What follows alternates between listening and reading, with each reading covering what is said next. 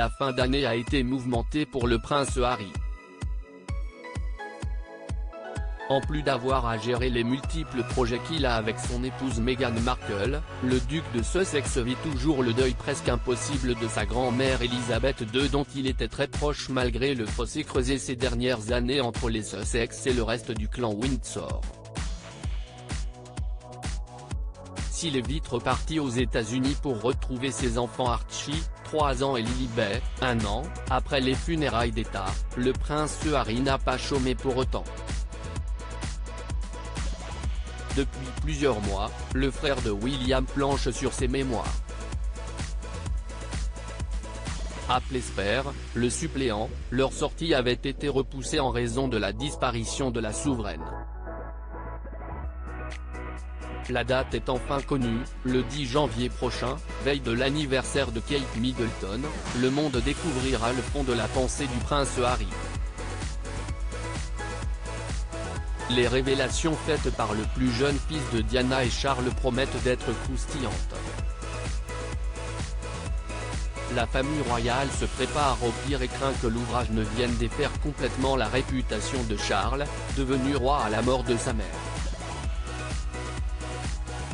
Il faut dire que Meghan Markle et Harry avaient déjà frappé fort lors de l'interview choc qu'il avait consacrée à Oprah Winfrey, la première depuis leur départ de la monarchie. Mais si Harry a eu la plume bien fournie, il n'est pas le seul à avoir des révélations à faire. Harry, 21 ans, toy boy d'une femme de 34 ans et mère de 2 enfants. Je suis prête à parier que ces mémoires ne parleront pas de moi. Ces mots sont signés Catherine O'Mahony, une américaine de 51 ans, qui aurait côtoyé, selon ses dires, le prince en 2006.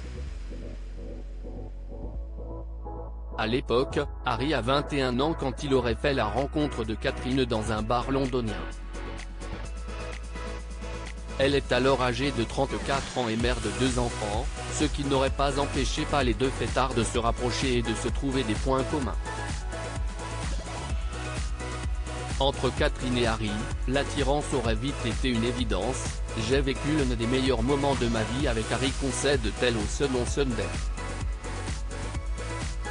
Elle va même jusqu'à déclarer qu'Harry lui aurait donné le baiser le plus passionné qu'elle ait eu dans sa vie. Il m'a prise par la taille, m'a soulevée et m'a plaqué contre le mur, s'est-elle souvenue. Je suis resté sans voix. Après cette interlude très sexy, les deux auraient continué d'échanger par message jusqu'à ce qu'Harry disparaisse des radars. S'ils se seraient revus par hasard à un match de polo 3 ans plus tard, la rencontre n'est pas allée plus loin qu'une discussion de courtoisie. Si est avec tendresse et bienveillance que Catherine repense à ces moments vécus avec le prince pour qui elle garde une grande affection, j'espère qu'il est heureux et qu'il a enfin trouvé la liberté qu'il recherchait désespérément à l'époque. J'espère que Meghan prend soin de lui et je ne lui souhaite rien d'autre que beaucoup de bonheur et de réussite. Si est quelqu'un de courageux, charismatique, très drôle, intelligent et adorable. Si est Meghan qui va être contente.